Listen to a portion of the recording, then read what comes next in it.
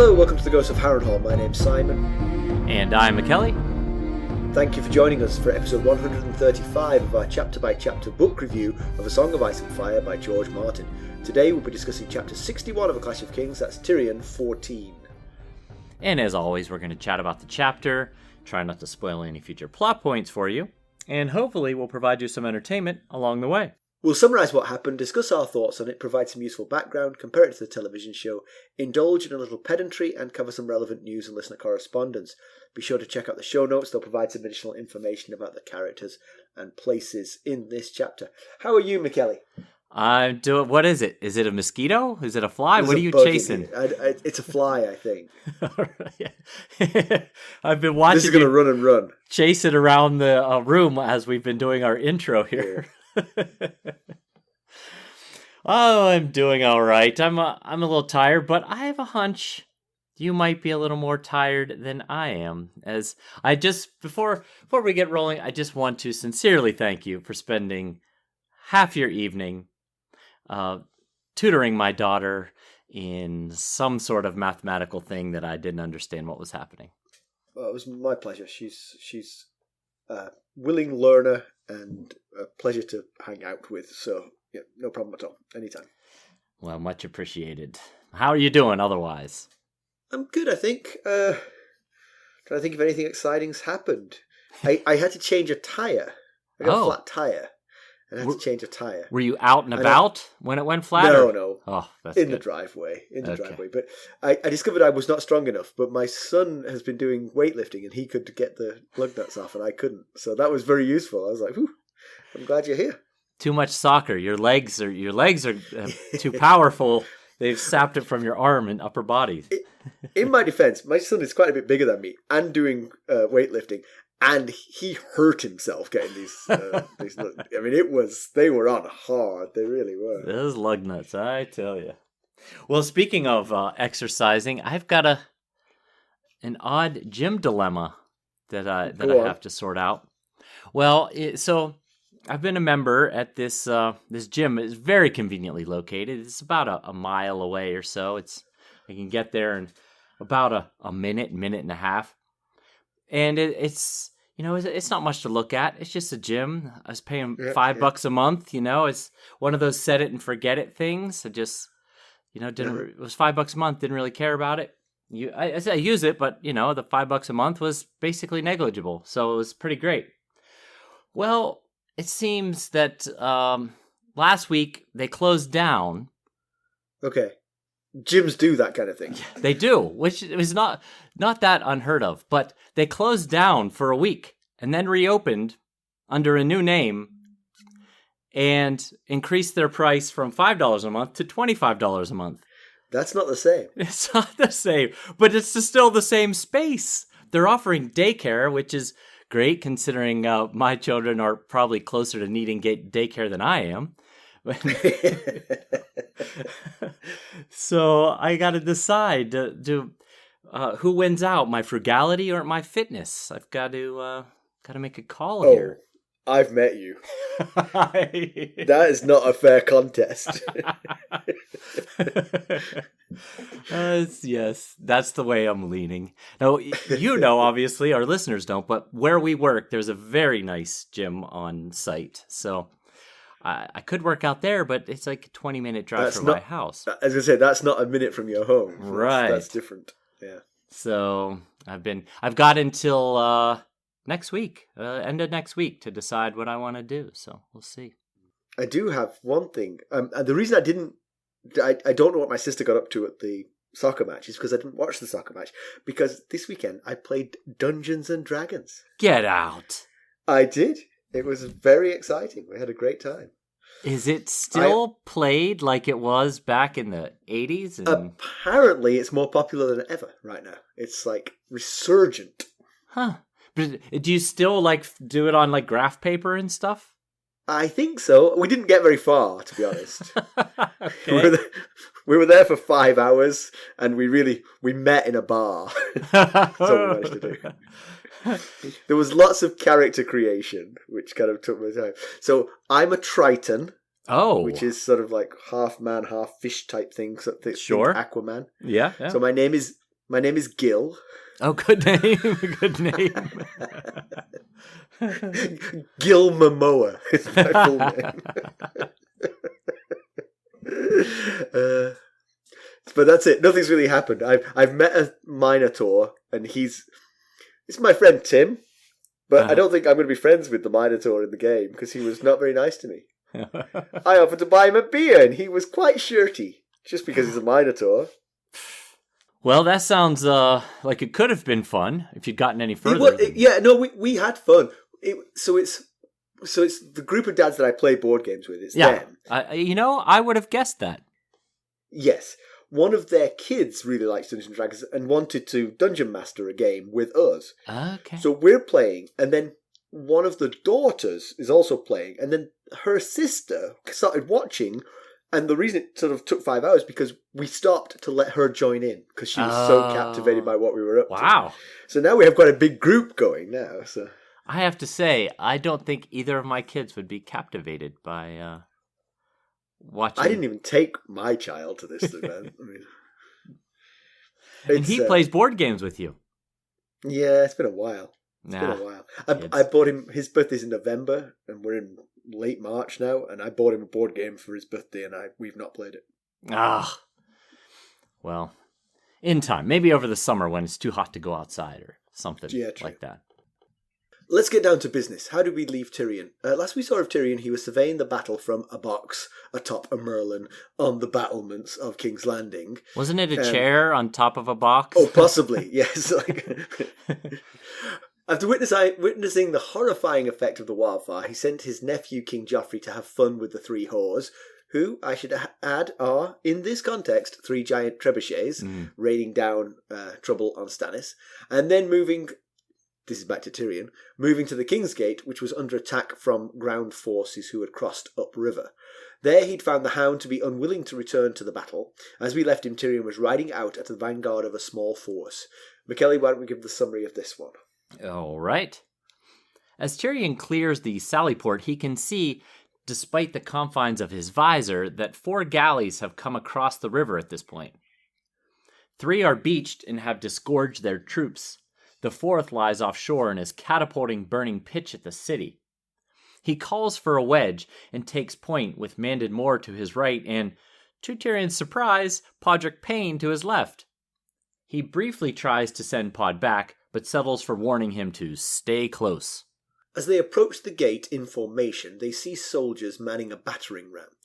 Tyrion calls for lances, but just before they engage, his horse slips in the mud and gore. Tyrion and the horse pull out of the crash, and he regains the command with a cry of "King's Landing!", which is taken up by the men.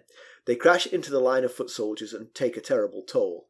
Moore runs through a man and breaks his standard-bearing lance. Tyrion teaches a Florent a lesson in always wearing your helm to the battle, sadly one that shan't be remembered. Nope, not by him anyway. Stannis' men drop the ram to fight. Tyrion dispatches a few more, but his horse won't jump over the ram. Ser Mandon's horse flies over it, and he rains death all around him. A spear bounces off Tyrion's armor, and an arrow glances off his helm just by the eye slit, reminding him to keep moving.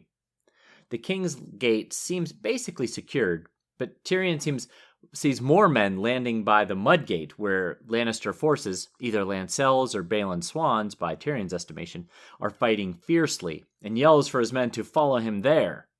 The cries of King's Landing are now punctuated by Halfman, which Tyrion likes. Riding down the riverbank, Tyrion begins to understand the Hound's terror. There's fire everywhere. His wedge is no more. Each man has his own battle. Tyrion's horse is afraid too, but is more easily cowed than Clegane. Tyrion dispatches a few dying men staggering from the river. His horse rears, and he feels the thrill of battle as his men shout, "Half man!" and he raises his axe to the stars. Jaime had told him of battle fever, but he'd never imagined feeling it himself.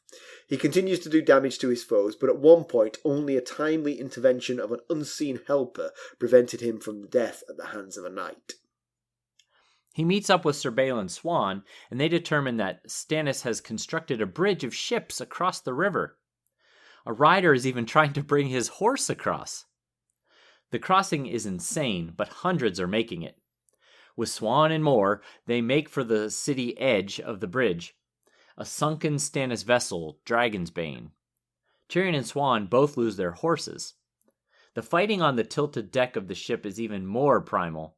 Tyrion is reduced to a broken spear, but all the while Swan and Moore are with him, as comfortable as those born to fight. The ships list, and Tyrion ends up in the water. In his confusion, it seems there's fighting on both sides of the river.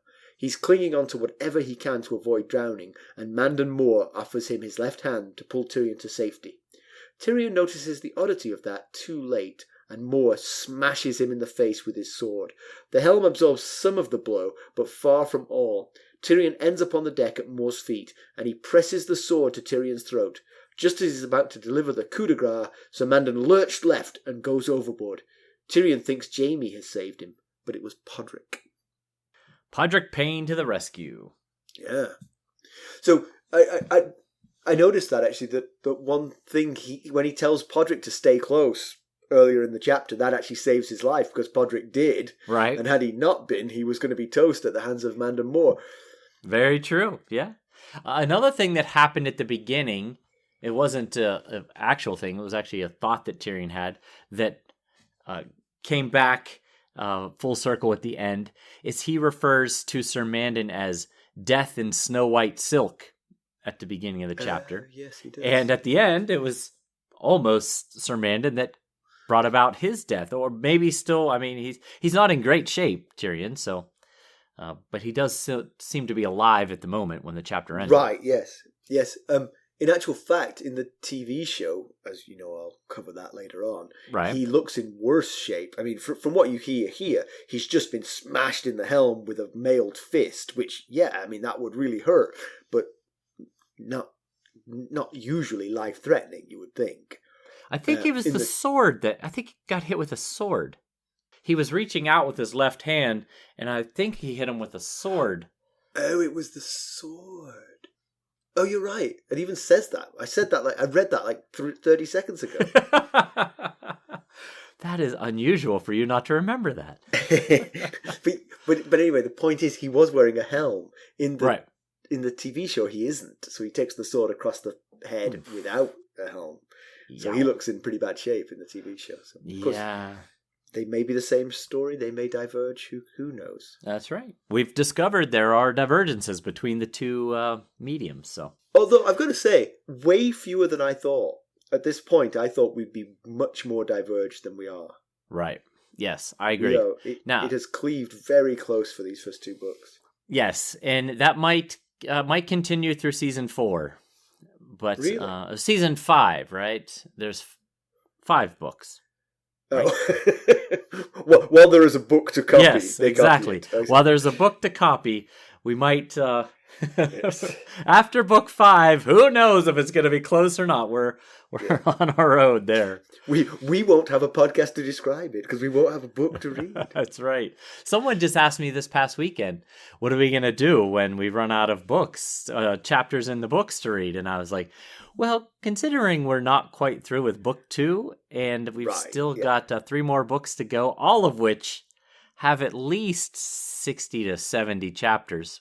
We've got time to make a plan. Right. A few years still. But you know what? Actually, I mean, not to derail entirely, but we talked about doing The Name of the Wind, the Patrick Rothfuss books. Right. Yeah, I would happily do King Killer Chronicles. The King Killer Chronicles, yeah. But also, I would do the Third Body Problem with you. That would be fun. Yeah. The 3-body problem. The third body. God, I'm losing my mind. I knew what you meant. Because that might be timely as well, because it might coincide with the Benioff and Weiss TV show. Maybe. Yeah. Yeah, that would be a fun one to do, for sure. Yeah. We can get sidetracked like this because really not a great deal happened in this chapter. But yeah, this whole battle is kind of small chapters. Yeah, without it really an awful lot to report on. Yeah. I think the largest one was the last Sansa chapter was like 8 pages on my e-reader. Yeah. So anyway, outside the King's Gate, he describes a scene as 3 ships having unloaded men onto the tourney grounds, and a 4th ship behind them launching burning pitch, kind of protecting the men in the ships as they were disengorging. And I'm not sure who organized that, but it seems pretty well done. There's, pretty well designed to have a successful launch onto the tourney ground. So whoever it was, it might have been a better choice as High Captain than Sir Emery, anyway. Yes. Because it really couldn't have been easy to coordinate all that amid all this chaos going on here. Yeah, the one thing I'll say actually is I felt that this is maybe just bordering on pedantry, because I thought these guys had crossed before the ships came. You know what I mean? It felt like this was part of the sort of strategy to have these guys cross, but this was real ships, and the real ships have only just arrived. This was a plan that was just immediately hatched. Like, the ships that got far enough along the river to not get affected by the wildfire went to the left bank, picked up people, and then sailed back across to attack the Kingsgate. You think, or were they already troop carrying? You know, some of those ships. Remember, some were empty to carry troops, and others were full of soldiers. So you're right. I've been duped by the fact that the intelligence that Tyrion learned was that troops had come across the river, but there's no guarantee that these troops did come across the river. They may have been on boats all the time, these particular troops. Right, yes, they may have. It seems likely, since they're here so much ahead of everyone else. Yes, exactly. That is a lot more likely, yeah. Okay, I feel better about it. There's a similar setup at the actual King's Gate. There's the men ramming the gate, and then there's archers surrounding the men ramming the gate, protecting them. So, it's pretty good setup there as well.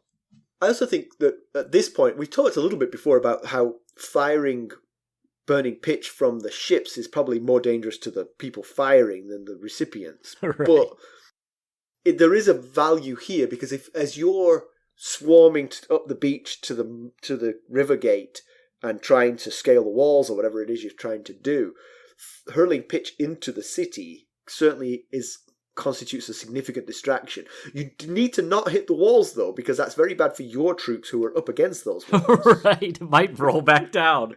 Exactly.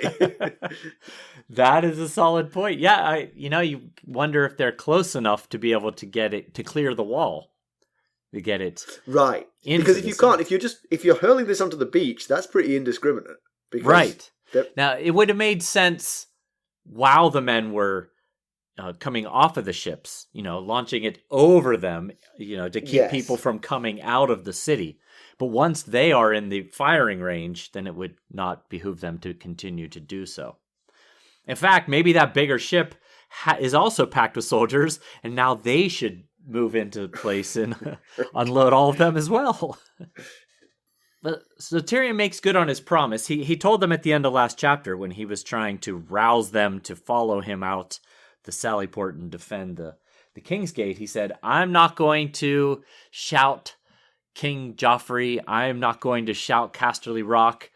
We're going to shout King's Landing because this is your city, and you need to rise up and protect it. And that's what he does. As they're riding, as they form their flying wedge, he shouts King's Landing, and they take up the call. So right.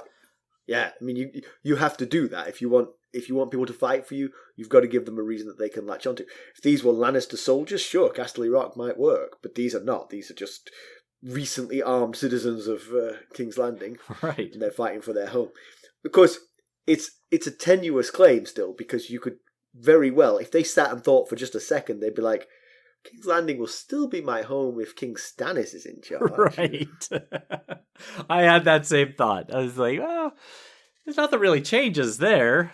Yeah. If I go out that gate and fight them, I'm probably going to end up dead. If I open that gate and invite them in, there's a chance I'll be hailed as a hero. Yes, exactly. You got to wonder how many people would be considering that, because you open the gates and let them in. The less fighting that those men have to do to get in, it's probably better mood they'll be when they get inside. But I think, as we've mentioned before, I think a lot of this goes back to the end of Robert's Rebellion and the sack of King's Landing. Yes, yes. Because basically, Westerosi people who were taking the throne killed, raped, and pillaged King's Landing. Yes. And so that has to create both a fear of the next invasion, but also a sort of sense of just general sense of a lack of comfort and safety in a new king taking over. New king takes over, we all end up dead. Yes, very much so. Sansa mentioned it in, I guess, the two Sansa chapters ago, that that thought was on their mind of, well, when the sack of King's Landing by the Lannisters during the end of Robert's Rebellion, that's they're still thinking about that, and those people let them in, and we plan to fight. So how much worse is it going to be for us? Yeah, but they plan to fight, perhaps because of that, because they don't want to open the gates because they know what can happen. All right, yeah, exactly.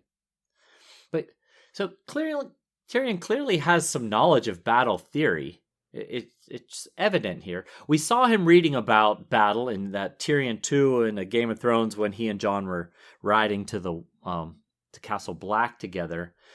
He was reading about the Field of Fire, that particular chapter. But so his design of this flying wedge was probably more effective than a haphazard free for all sortie. Just run out there and kill someone. Yes, no, for sure. I mean, I would definitely want to be in a wedge because I've got protection on both sides of me. But of course, if my horse stumbles in the mud, that doesn't really... The wedge immediately falls apart. It does, yes. And you wonder how many people he would have taken out along with him. It would have been quite the awkward wedge at that point. Yeah. So I really enjoyed the battle description in this one. I will say on first read, I thought that George Martin had fallen into the trap of being too much our hero dispatches enemies left and right, but on a few rereads, and he does. I mean, yes. Tyrion clearly comes out of this with a considerable body count, which is amazing for the man of his stature. But that being said, on the reread, I did notice that Tyrion was getting away with a few things. He was riding people down with his horse. Well, that's the horse that did that. He was leaving people behind him wounded because he didn't actually kill them. He just knocked them down or something. And he was dispatching the already injured. So his actual stats were being padded by things that weren't really him out fighting someone. Yeah. So it wasn't as bad as I thought. Yeah, that's true. There were some instances, some lines of description that caused me to roll my eyes a bit. And in fact, as you were saying, Martin falling into the trap of our hero dispatches the enemies left and right. Some of this kind of read like it was a dream sequence. Yeah. Like when he rears up on his horse and shakes his axe at the sky and they're cheering half man around him. That was, well, it might have been a little bit much. And there was an awful lot of instances of somehow he did this, somehow he did that. And as I was reading that, I was like, yeah, that is the question. Somehow. How did he do that? You do have the opportunity to explain it, how it happened, if you want. You're right. Yeah, and, I just think that we'll cover a lot of this in Penetrate. In fact, in some ways, this entire chapter, you could pick apart this entire chapter pedantically if you wanted to. So, we'll cover some of the things in the chapter, but to me, it just felt like he wasn't trained well enough. I don't believe that he would have been trained well enough to do a lot of the things that he does in this chapter. All right, two things I'll say. One is he was on horseback, and most of the people that he was fighting were not on horseback, and that is a tremendous advantage. It is indeed, I agree. If you've had any kind of training, you can use that to your advantage. But secondly, I really like your idea of the whole thing being a dream. Maybe he got cut across the head by Mandon Moore right at the start of the chapter, just as they came out of the sally port, and the rest of it was just his dream. That could be it. That would explain a lot. Half-man! We'll be right back. Hello, friends. Are you ready to make some unforgettable memories? Well, if so, consider the Marriott Bonvoy program. Discover the perfect destination for your summer getaway and unlock exclusive deals on luxurious accommodations. With our affiliate partnership, you'll enjoy unbeatable savings and a seamless booking experience. Don't let summer slip away. Visit Marriott Bonvoy today and make this vacation season one for the books. Use our Ghosts of Harrenhal affiliate page to check it all out and buy Bonvoy points or give some as a gift. The link to our page is in the show notes. So they clear the King's Gate and they ride for the Mud Gate or the River Gate. In the last Tyrion chapter, the messenger said that hundreds had landed on the Tawny ground. So has Tyrion dispatched all of those hundreds? That was unclear. There's a lot of potential Yes. points of unclarity here. It may have been 50 men. But then again, if 4 boats have disgorged, that's probably hundreds. That's probably not far off. Yeah, right. But this wasn't the first people they'd encountered. I mean, those people who landed had already been fighting other forces before everyone retreated inside and Tyrion came back out. So That's true. force might have been trimmed down. Yeah, that's a good point. We don't know how many sorties the Hound and his men did before the Hound gave up. So I'm not going back out there. So, yeah, that's a good point. He notices right after they managed to cause the ram to be discarded and everyone either fled, fought, or died, he notices that only a handful of his men are left as he rides towards the Mudgate. I'm just wondering if there's men still left out that are just going to pick up the ram and start ramming the King's Gate again as they round the corner of the city toward the Mudgate. It's a very good point. I think what needs to happen is a little coordination. They need to open the King's Gate and drag the ram inside. Yes, quickly, get it inside. And then prop up the door with the ram. Let them fire arrows at the King's Gate. So I went back and looked up. I was trying to figure out how big King's Landing is miles wide. And it said that the best description I could find is Kat mentions as she's coming into King's Landing, when she came to see Ned to show him the dagger and she was on the ship and she could see the city from the Blackwater Bay, that King's Landing sprawls across several miles.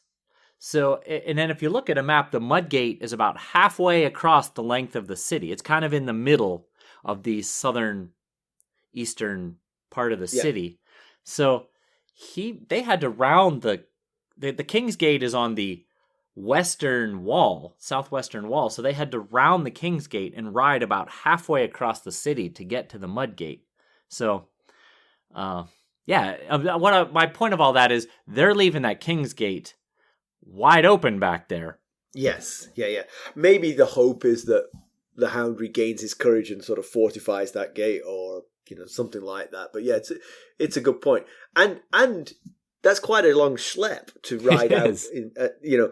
In Tyrion's dream, it's the middle of the night with the stars shining, and they've got to ride across fires and bodies and mud and gore to get to the Mudgate. It would be a scary ride to make in a hurry. Yes, especially towards more death and destruction.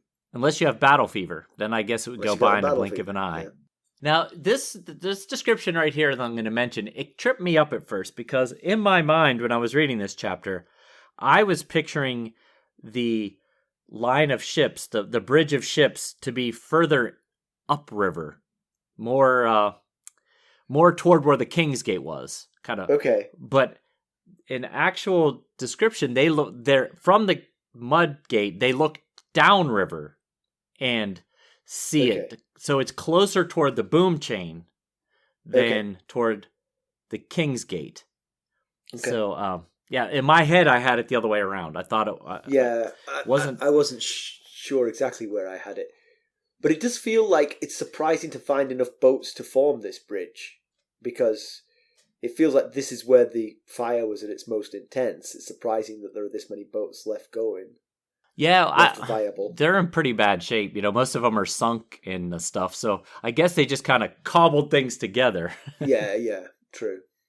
But he says, Sir Balin Swan kind of points downriver and says, look, and Tyrion doesn't know what he's talking about at first. And then he sees hundreds of armored knights flooding off of this sunken ship. And he's like, what is happening? So he spans, his gaze across because he's wearing this helmet and he doesn't have much in the way of peripheral vision.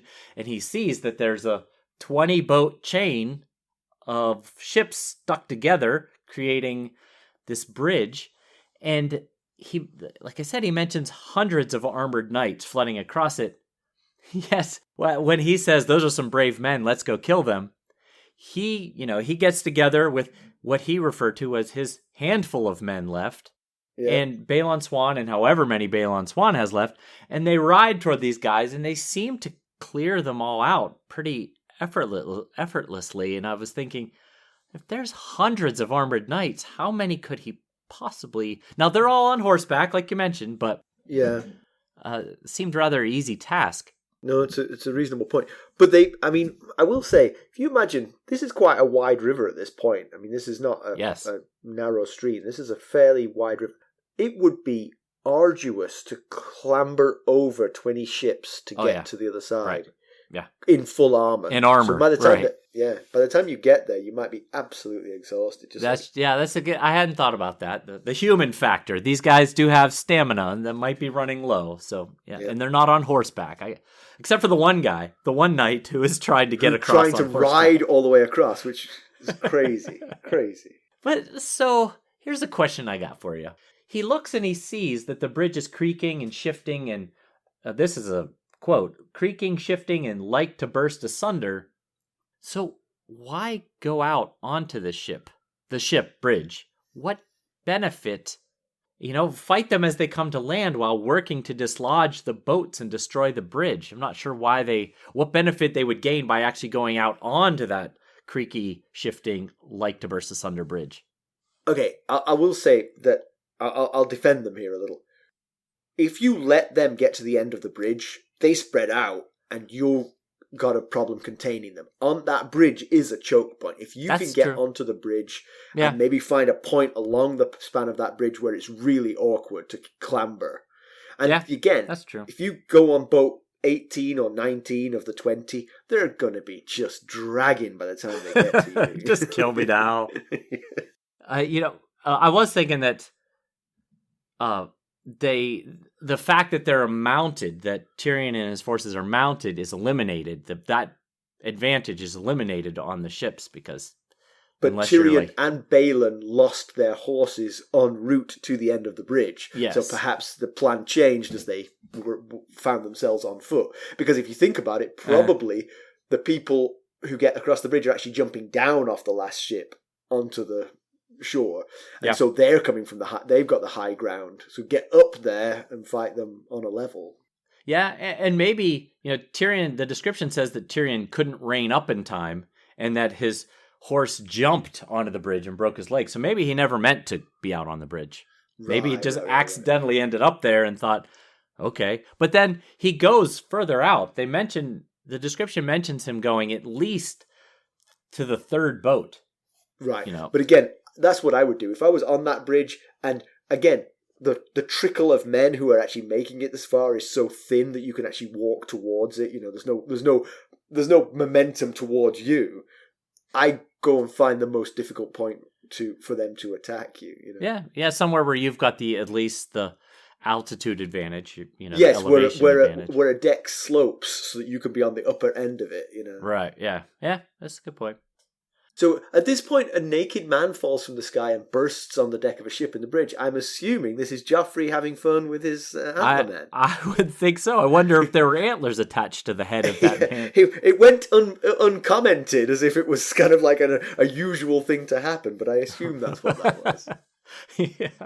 Yeah. I was thinking the same thing. That feels like an antler man to me. Yes. So the ship that... obviously, the whole thing is, sort of like a confusing battle, but the ship that Tyrion is on breaks free of this chain of ships and spins around. And as it spins, he's sort of like being dragged towards the water, right? He's sort of slipping down the deck towards the water. Right. But as he spins, he sees sort of like the north shore of the river, the Red Keep, and then the south shore, and sort of sees it all a couple of times. And he realizes that he's seeing battle, or feels like he's seeing battle on both sides of the river. Right. It's confusing to him because he didn't realize at first that he was spinning, and he thought he saw Stannis in battle on the north shore, and the Red Keep on the south shore, and he thought, well, that's not possible. And then he was kind of not sure exactly what he saw. So he's wondering that he realizes he's spinning, and then he's wondering, wait, did I just see Stannis and his forces in battle? Who could they possibly be battling if they haven't crossed the river yet? The one thing I'll say is, I mean, was he just mistaken? I think he wasn't just mistaken, because if you think about it, if you look towards the castle, you're going to see the beach, the fires, the castle walls, and the fighting. The other way, you're just going to see woods and people. Right. It'd be hard, even if you're spinning around, to really genuinely mistake that for the city. If there's fighting going on and the backdrop to it is just open sky, then that isn't the city side. That's a very good point. Yeah. Yeah, because if both sides look similar, he could have been spinning faster than he realized and saw the same side twice. Right. And thought he was seeing two different sides. But yes, the two sides look very different. So, yeah, that's good. That's a very good point. But then I was like, who the heck is fighting Stannis? Right, that's what I was going to say. and I came up with nothing, but you actually came up with the answer, I think. Well, so who is forming shield walls? I mean, from Lannister troops. Obviously, the Lannister troops on the north side don't have enough men out there likely to be forming shield walls and stuff. So, because they've just got a bunch of gold cloaks out there. So, just in passing, one more time, they do have city walls they could hide behind. Right, they don't need a shield wall. They have an actual wall. Yes. So, if he's not... Now, he did just take an arrow. Tyrion did just take an arrow to the shoulder. He's losing blood in a spinning boat. So, you can't... We can't take for granted that he's seeing things accurately. But there's one of two options here, that if Stannis is indeed in battle, either the mountain clans or the Tyrells have arrived. Yeah. I had forgotten that the mountain clans were out there, but of course they had been sent out there to harry Stannis' troops, and so this is a perfect time for them to join in. Right. So we haven't heard anything about them since we heard they were trying to smoke his men out and attack them. Attack their rear guard and stuff like that. Yeah. So my first thought was exactly the Tyrells or Tywin or Dawn or Essos or someone had come to the rescue, Right. But I'd forgotten about the wildlings, so that would make sense. And it's both. I mean, whoever Stannis is having to fight on that side of the river is bad news for Stannis. But if it's only the wildlings, then they're not a force to tip the balance of this battle, I don't think. I agree. There would only be a few hundred. So Tyrion's stuck on the drifting ship and sort of sliding towards... I mean, he's still weighted down by his armor, so if he falls in the water, he's a goner. Yeah. Although maybe he swims as well as he rides war horses. He'd be fine. Like a Triton, probably. Yeah. So Ser Mandon Moore calls for him, and he reaches out with his hand. And at that point, something jars in Tyrion's head that there's something wrong with what he's done. It's because he's reached out with his left hand. But the more I thought about that, the more I thought, in a battle, that wouldn't be weird. You'd actually, because you want to keep your sword in your right hand, so you'd lend the left hand to pull him out. But I had a similar thought. I thought, well, he could have been holding on to something for stability with his right hand, because it's a stronger hand. He'd rather Tyrion fall than him fall. So. Right. Tyrion smelled a rat, and he was right, because Mandon Moore had it in for him. When he gets hold of him, he brings his sword hand around and hits him across the helmet with the sword. Yes. I don't know that was the most effective means of killing Tyrion in this battle. There's plenty of opportunity to have killed him. Letting him fall into the water would have been more fine. Yes. There's several options here. He could have rode past him in the chaos of the battlefield and just stuck his sword into his gut. Nobody would have even noticed. Or let the ship that Tyrion's on that is breaking free, that's about to go, be carried away toward the wildfire and the boom chain. Yep. Just let him stay there, or help him across, and when he's halfway, let go of his hand. Right. Well, the one thing I will say is, I mean, this I'm sort of I'm sort of two minds of this, because on the one, you're standing out on a bridge. Everyone can see you. You're the only people, and you're wearing a white coat, and Yes. he is noticeably Tyrion Lannister. So it's a weird location, but it is also probably a very effective location, because you wouldn't have to kill him completely with that first blow. He's going to slide into the water, and the water will take care of the rest. You know, he's on a precarious place. So in that respect, it makes sense. Yeah, I guess so. But then, so he smacks him in the face with the sword. Tyrion falls almost into the water, grabs onto an oar and kind of shimmies his way up the oar, and then flops onto the deck. And that's when, very theatrically, Mandon Moore stands over him and puts the sword to his throat. And I'm thinking, if this is supposed to be on the sly, this is hardly the way to go. It has to be the most noticeable means of killing him. It does have a feel of sort of wrestling, you know, sort of like Mandon Moore is the heel, and he's going to just spend too long planning the coup de grace. Yeah, he could have very easily just like chopped that oar off with his sword, or as Tyrion is making his way up, kick him in the face and knock him back into the water. So I don't want to get too pedantic. I mean, that's what I was saying. This whole chapter, you could find a lot of pedantic things with. I'm sure it is hard to write a battle chapter when your hero is an untrained, person who's not. But he managed it with Sansa without sort of breaking too much. That's true. Now, you're going to come up with some possibilities for that, but I'm just going to jump to the punchline. The person responsible for this assassination was Cersei Lannister. She's the one. Now, I will let you have your theories before we go too much further, but let me just say, of all the treacheries, this is unbelievable. Alayaya was bad enough, right? That was a terrible treachery. But you could argue that was just a tool in making sure Joffrey was safe. Okay, you could make that argument. This is beyond the pale. Yeah. Kinslaying is what it would be. Would be called, I guess. Yes, she is very likely the top suspect, but I don't know that she's the only suspect. Go on then. So let's just consider the facts and the possibilities here. So let's start with Cersei, because as you said, she certainly would be very high on the suspect list. So she has clear motive. She hates him, and she's hated him longer than Joffrey has hated him. So she probably has hated him pretty much her whole life. And she thinks that he is trying to get Joff killed. And she heard him say he'd do horrible things to Tommen if anything happened to Alayaya, and he would do them himself. And he continues to work against any plan and attempt to rule that she comes up with. And she took what she thought was his girlfriend, who ended up actually being Alayaya, and is holding her captive as a means of controlling him. So certainly a lot of reason that she might have been the one to do it. And we know she's got a proven history. Multiple attempts to kill Robert, one of which was successful. There was the plan to have him enter the melee, and then someone accidentally kill the king.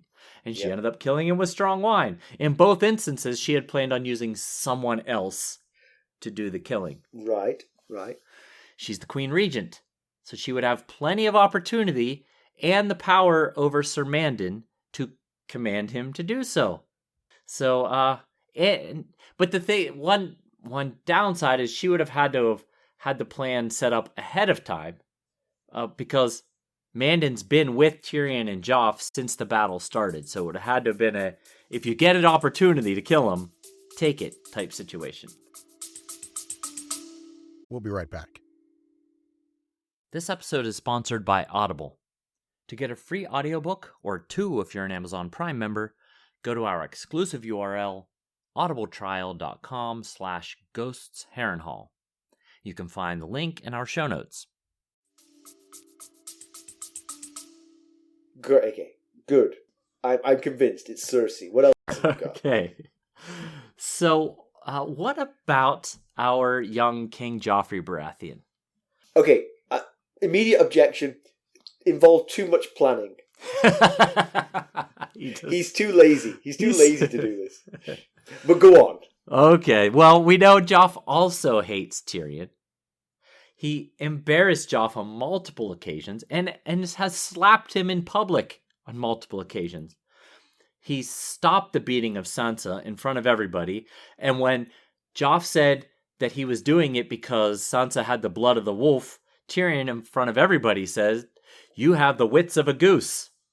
So, embarrassment. Slapped him in Winterfell when he was disrespectful to the Starks. And remember, the Hound after that said, "The prince will remember that." And Tyrion said, be sure that he does. Yes. And then after the riot, I had forgotten about this slap. I had to do a little digging on this. After the riot, when they were all back in the Red Keep, he slapped Joff so hard that Joff's crown flew off. And then he shoved Joff to the ground and berated him in front of everyone. Joff doesn't seem like the kind of guy that would tolerate that all too well. The one thing I'll say about all that is good evidence. Do we really know that Joffrey hates Tyrion? Is there perhaps a piece of Joffrey that is appreciative of the rough treatment he gets from Tyrion? Like, he cares about me. He's trying to make me a better person. I don't remember being a child, so I assume I was one. So I don't know whether or not, an adult dressing you down, even physically or, non-physically, let's say, only leads to resentment, or can it also lead to, I know why they were doing it? I guess it depends on the kid, the person, Yeah.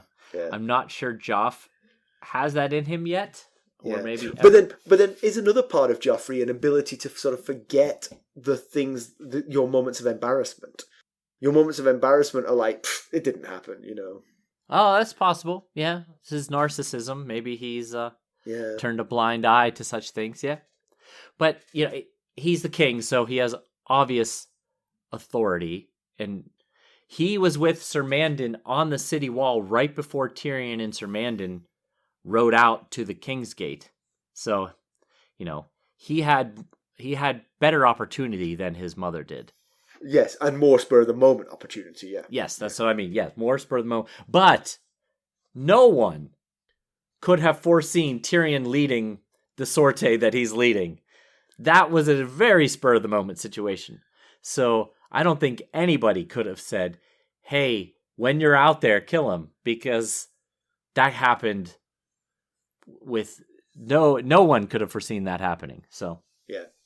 And then my final one, I'll just say, is so Littlefinger does have some beef with him. Shirley suspects Tyrion, knows that he claimed the dagger was Tyrion's, the dagger that the cat Spock used to try and kill Bran, and possibly fears further retribution from Tyrion. He did confront Tyrion about the game that Tyrion played when he was trying to find the mole in the small council, and he fed everyone the wrong story to see which story got back to Cersei. Yeah. And Littlefinger was kind of irked about that, but I don't know if Littlefinger fits because, first of all, he doesn't have the authority to boss Ser Mandon around, and the only things that Littlefinger has are financial reasons, to bribe someone financially, and Mandon, as a member of the Kingsguard, I don't know that would sway him. Presumably everything you want is taken care of, and anything else you wouldn't be able to have anyway because you're a Kingsguard. Right. You've given up property. Yes. So yeah. Now, Varys and Grand Maester Pycelle also both have beefs with Tyrion, but I don't know that they have any more authority over Mandon than Littlefinger. So I agree. It's very likely Cersei. I just think Joff could also be a possible candidate. To Littlefinger, I will say that I feel towards Littlefinger as I feel towards Maegor. That I feel that he needs a friend. He needs someone to defend him against the slings and arrows of your accusations. Littlefinger the misunderstood. He does have the smarts to put a plan like this in place in advance. So yes. And you could drip that poison in Mandon Moore's ears early on. Like, you keep watching Tyrion. Tyrion will besmirch your good name this whole time. If you ever get a chance, just stick a sword through his head. You know, it would have been a really good opportunity when Tyrion was standing on the chair, on top of the box, on top of the Merlin. Yeah, I'll be the one to hold you. Yeah, yeah. One little nudge, and that whole thing was coming down. Maybe it is just Mandon going rogue. Just like he's just fed up. Yes. His life's work is fighting, and he sees this half man doing it just as well as him. His ego couldn't take it. He's there doing like hi-ho silver on the horse with his axe in the air. I did most of the killing. Yeah, I guess it's possible. Maybe he thought, Joff would really appreciate this. Yes, true. All right, do you have some background for us? I do actually have some background. So I bet when Martin wrote this chapter, he thought there's no way that they're going to be able to find any background in this chapter. It's just one battle scene. But I came prepared. So first, let's talk about, since it seems like we've seen the end of Ser Mandon Moore, let's talk a little bit about House Moore, which is from the Vale. And it's said that their sigil is 3 bronze spearheads on white with a bronze border, and the white having crenellations into the bronze border, or the bronze into the white, either way. It's also said that the house is a knightly house rather than a lordly one, meaning that they're landed knights, a lesser form of nobility than lords. Think of like Clegane's Keep and Gregor and Sandor Clegane. I keep saying it's said because this is all semi-canon. It's from other sources besides the... Once it's in our podcast, it becomes canon. It is. It does, yes. So it is now official. Now, here's something interesting that I found. Ser Mandon wasn't the first Moore in the Kingsguard to be involved in the death, or in this case, attempted murder, of a member of the royal family. Get out. I know, right? Ser Mandon Moore was a member of the ever-so-misunderstood King Maegor's Kingsguard. And when Maegor's first wife, Queen Cerise Hightower, died suddenly in 45 AC, some believe that Mallador was involved. The rumor is that at the behest of King Maegor, Mallador held the queen down while Sir Owen Bush was to remove her tongue. However, in the struggle, Owen accidentally slit the queen's throat instead. But the legitimacy of that claim is disputed. But what is not under dispute is that when Queen Tyanna of the Tower, Maegor's third of his 6 wives, was suspected of treason by her husband, Mallador and his partner in crime, Owen, fetched her for the king. The king then cut his wife's heart out with his sword Blackfire and fed it to his dogs, all the while Sir Mallador stood watch. Now, you might remember last week we were talking about how King Jaehaerys had to rebuild the Kingsguard after his uncle Maegor's death.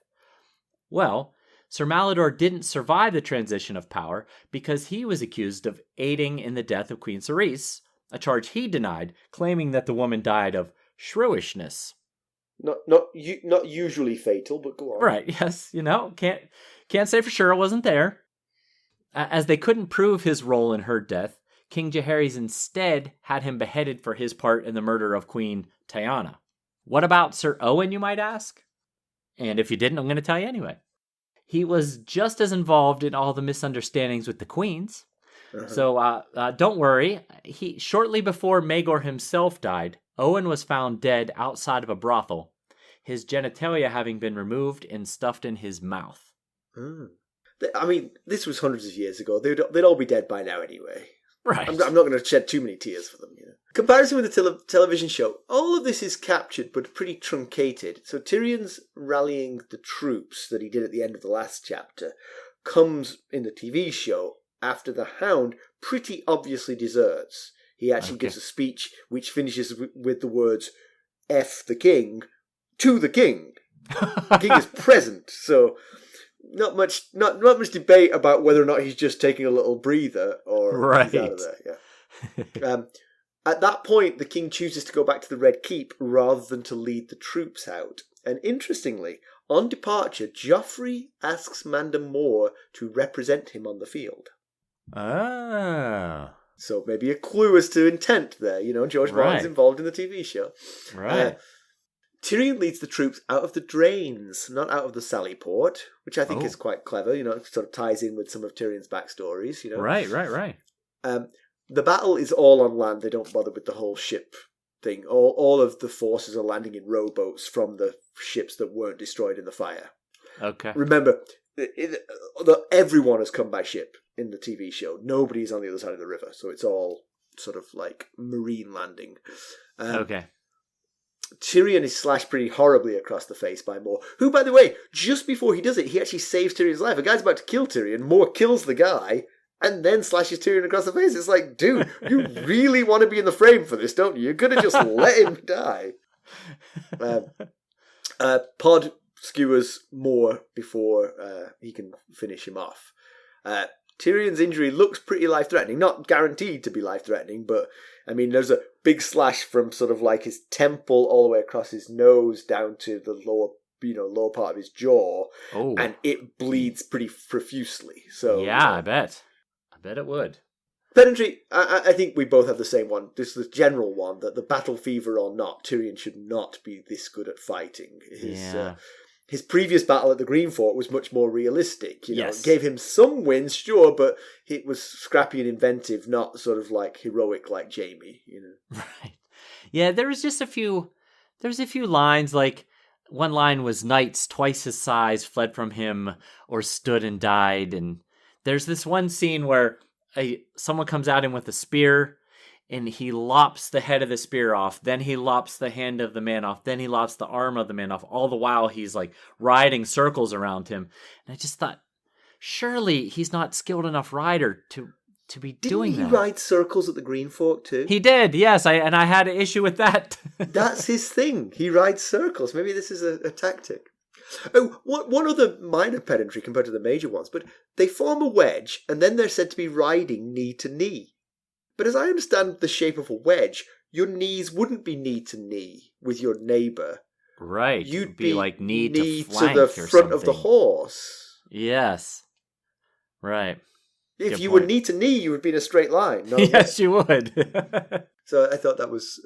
Yeah, maybe I don't understand how wedges form up, but I see to me, you've got one at the front, and then the next two are slightly further back. Right. On either side of him, and then the next two are slightly further back on the sides. That's what a wedge looks like. That's in my mind. That's what it looks like anyway. Yes, I agree. Unless he means my knee to the horse's front knee. Maybe that's what he means. Yes, not maybe. Got to be more specific. Whose knees are we talking about here?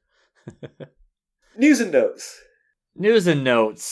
So you may remember that we've talked about this upcoming boxing match between Hafthor Bjornsson, who played the Mountain in season 4 of 8 of A Game of Thrones. Or 4 through 8, sorry, not 4 of 8. And fellow strongman Eddie Hall. Well, it took place on March 19th. And although both men spent time on the mat, Thor won the bout by unanimous decision of 57-54. And the fight was dubbed the heaviest boxing match in history. And I'll give you some numbers here. Hall weighed in at 142 kilograms, which is about 313 pounds, which is, both men lost a lot of weight. It's down from 197 kilograms, or 434 pounds, back when he won the World's Strongest Man competition in 2017. Thor weighed in at 152 kilograms, or 335 pounds, down from 205 kilograms, or 452 pounds at the peak of his strongman days. So their combined weight was 294-ish kilograms, or 648 pounds. How many rounds was this boxing match? I don't recall off the top of my head. I did watch some of the clips of it, but I can't remember how many rounds it went. I cannot believe that they didn't knock each other out. Just the sheer size of this. Just one landed punch. I guess they're big fellas, they can take a punch too, but still, it just feels like it's amazing that this went the distance. Yeah, it really was. In fact, I was watching some of the clips and some of the commentary were talking about how good of conditioning that especially Thor was in. That for a man his size, he was holding up admirably well. So yeah, I watched both men did get knocked down a time or two. Right, and, but still. But they got back up. So I guess when you're that size, you could take a punch. But they're taking a punch from a guy that size. That's the bit that gets me. Right. Yes. I mean, I couldn't take a sneeze from one of those two. Especially since both of these men have won the world's strongest man competition. Right. You have to imagine they could throw a pretty hard punch. Yeah. So we got a we got a review on Apple Podcasts from 100 MPH, which is a great name. Yes. And it's entitled Perfektenschlag, which is a great word, and I'd forgotten it. I had to look it up, but then when I looked it up, I remembered it. It's an office thing, yeah. Yes, right. It's a Dwight Schrute thing. Yeah? Yes. So that's it, and it means like when you're really in the zone, it's perfect. Everything is like yes. If you have battle fever or something. Yes, it's a little bit. Yes, I think he's comparing our podcast to Tyrion's battle fever of today. I think so. Yeah. So he or she said, "This is my first experience with a podcast and honestly the best starting choice. I watched the show a couple times and listened to the audiobooks 3 times. Roy Dotrice was an awesome narrator and realised, what's next? Then I accidentally stumbled upon Ghosts of Harrenhal podcast on Spotify, got hooked immediately. I thought the books were better than the show since you get to experience the characters' thoughts. However, Simon and Mackelly added more to the perspective by digging even further into the characters' stories, thoughts and motives to answer any further questions you might have. I highly recommend this podcast and cannot wait to finally catch up. 28 episodes away. Thank you guys for all your hard work and efforts to keep it up. May your hats fly as high as your dreams." MGS, which is Michael Gary Scott. Oh. I believe that quote came from when he was asked to speak at Ryan's business school. And that was a quote he wanted to go with. May your hats fly as far as your dreams. In regards to graduation. Yes, that review was Perfektenschlag. So thank you very much, 100 MPH. Conclusion. So Tyrion appears to be alive. He's he seems to have lost his axe in the battle, but surely he's going to have one to grind with his perfidious sister. Or nephew. Or fellow member of the small council. Right. Or recently dispatched member of the Kingsguard. Yes. But leading candidate would probably be his sister, I agree. Yeah, if I were him, I would want unbelievable evidence of someone else's involvement right. before. Guilty until proven innocent. Right. Oh, but really, Tyrion probably should have died in this battle. Not that I'd wanted him to, but he just really had no business surviving. Like I said, it was almost dreamlike, where he fought so bravely and fiercely, and so many times in the description there was that somehow he did something, and I just don't know how he could have been nearly trained well enough to do the things he did. If it makes you feel any better, I really like your theory that it was a dream. That he banged his head on the way out of the sally port and he just dreamt the whole thing. Right. Yes, that's what it was. But in the TV show at the battle at the Green Fork, he does get knocked out. Yeah, someone's swinging a hammer before the thing just clocks him on the head, and he goes down and misses the whole battle. So, did Tyrion see something in the confusion of battle? Was Stannis fighting on both banks, and if so, who? Right. Is it just the minor skirmish that would be with the mountain clans, or is one of the possible rescuing forces have arrived for Tyrion and co? Yeah, exactly. So the Tyrells are a possibility. Like you said, maybe Dorne has changed sides. Could be. Not Tywin, because they're on the wrong side of the river. That's what I was going with that. Unlikely Tywin. Unless Tywin somehow figured out how to cross the river, like a crazy idea. Figured out how to get to the other side of the river.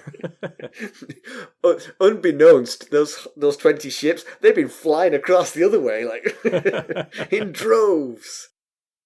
But, I will say that the battle doesn't seem nearly as dire for Stannis' side as it did as Davos led on at the end of his chapter. Well, to be fair to Davos, he was being dragged towards a flaming death whilst his ship sank around him. It probably looked pretty bad to Davos at that point. Especially since likely many of his family members died in the battle, his sons. So he was probably not in a great state of mind. But it just the way that chapter, the description of that chapter went, it looked like it was all over for Stannis's fleet, and it was going to all be destroyed. It doesn't seem quite nearly as bad as we were thinking back then. So bravo to Podrick Payne for saving Tyrion, and boo to Mandon Moore for being a cold, shark-eyed killer. Right. Yes, I agree. One thing about Pod is it doesn't actually say that Pod pushed him. It said he lurched to the left or the right or whatever, and then went up against the rail and fell in. And so I wondered if it was Pod or if the boat just shifted. It's on the water, and there's other things smacking up against it. Could be he just lost his balance and fell in. The TV show left no doubt. Right. Pod skewered him, and it snapped off, and Pod was left with the stump as Moore went down. So definitely. Right. Okay, we're done here. Yeah. There are 3 ways that you could help us. You could go out and give us a positive review. Nothing helps spread the word better than that. We would appreciate it. You can buy some merchandise at ghostsofharrenhal.threadless.com, or you can buy us a cup of Arbor Gold at buymeacoffee.com/ghostharrenhal, where you can become a sustainer and join the other sustainers, for whom we are very grateful. Eternally so. And, of course, you can reach us at ghost.harrenhal@gmail.com. You can follow us on Twitter at @ghostharrenhal. We're on Facebook, Instagram, YouTube, and, of course, we're on Discord. So, thanks for listening. Thanks. Bye. Bye.